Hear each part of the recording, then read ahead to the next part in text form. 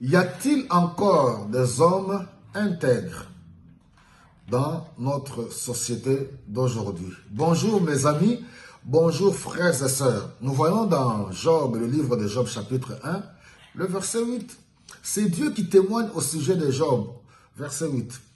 Devant qui? Devant l'accusateur, le diable, le vadrouilleur, celui qui est habitué à errer, ça et là, il n'a pas d'endroit fixe, il n'a pas de paix. Dieu dit, as-tu vu mon serviteur? Il n'y a personne comme lui sur cette terre. C'est un homme intègre et droit, craignant Dieu et se détournant du mal. L'intégrité, c'est l'état de quelque chose qui demeure intact, entière, complète, totale. En tant qu'homme de Dieu, enfant de Dieu, l'une des caractéristiques, la qualité des enfants de Dieu, c'est nous nous consacrons totalement à Dieu.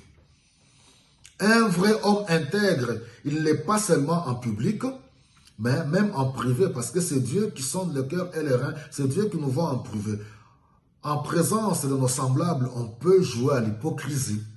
Donc le témoignage de Dieu est important, très important. Les hommes peuvent nous jeter les fleurs, ce n'est pas mauvais, mais il faudra que cela concorde à la parole de Dieu. Quel est le témoignage de Dieu à notre sujet? Si Dieu doit témoigner de chacun de nous, nos pays d'Afrique souffrent par manque des hommes intègres, en dépit des compétences des uns et des autres. Il faut faire la part des choses. Il faudra que chacun soit à l'endroit qu'il faut pour faire son travail. Mais il faudra que cela soit accompagné par la probité morale, par l'intégrité. Nous voyons que ceux qui sont appelés des hommes de Dieu, qui sont appelés des modèles, des exemples, ceux qui doivent conduire les aveugles, eux-mêmes aujourd'hui sont plongés dans les ténèbres.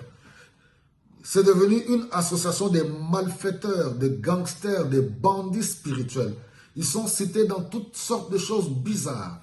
Immoralité sexuelle, des sextapes, des problèmes d'argent, problèmes, toutes sortes de choses, de l'homosexualité même.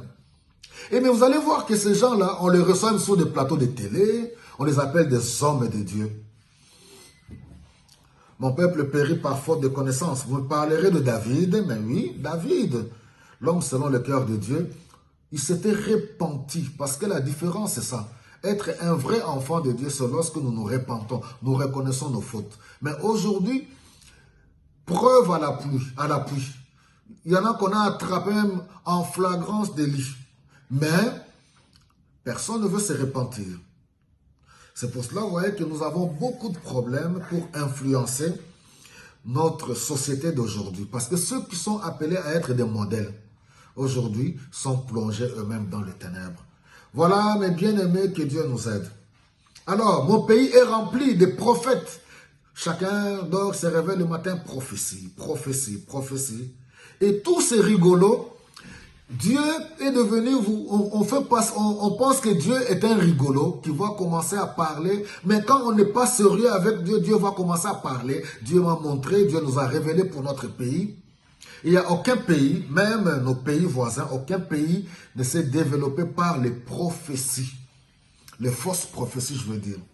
Je crois au don spirituel, je crois à la puissance du Saint-Esprit. Alléluia. Dieu parle, d'abord par sa parole. Ouais.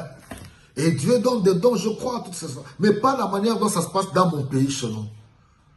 Où de pseudo-prophètes se sont levés, où on croit en eux. Mais tout simplement des rigolos, des diseurs de bonne aventure. Comment le pays pourra-t-il se développer? Vraiment que le Seigneur nous aide. C'est avec beaucoup de douleur et de souffrance. Loin de moi la pensée de juger quiconque. Non, non. C'est ce que Paul nous dit. 1 Timothée chapitre 3. C'est lui qui aspire au ministère d'évêque. C'est une très très bonne chose d'être évêque, pasteur, tout ce qu'on veut. Mais il faut qu'il soit irréprochable. C'est la parole de Dieu. Moi-même, nous tous, irréprochables, mari d'une seule femme, ne pas être un buveur, ne pas être un désordonné, savoir tenir sa propre maison. C'est ce que les Écritures nous recommandent, mes bien-aimés. Et c'est toujours Paul qui dit même dans 1 Corinthiens. C'est ceux du dedans que nous sommes appelés à juger et pas ceux du dehors. Donc voilà, mes bien-aimés, que Dieu nous aide à aspirer à être des hommes et des femmes intègres, qui marchons dans la crainte de Dieu, une vie consacrée à Dieu. Il ne faut pas chercher les applaudissements de ceux de ce monde. Si tu es un homme, un vrai homme intègre, le monde ne va pas t'acclamer. Mais aujourd'hui, les gens veulent que le monde les acclame. Si le monde t'acclame, ça veut dire que tu n'es pas intègre réellement. Parce que le monde ne peut qu'acclamer ceux qui lui appartiennent.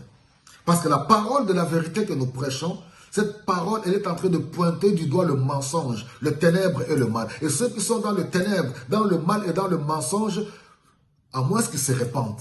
Mais s'ils ne veulent pas se repentir, ils ne vont pas nous aimer, ils vont nous haïr. Que le Seigneur vous bénisse.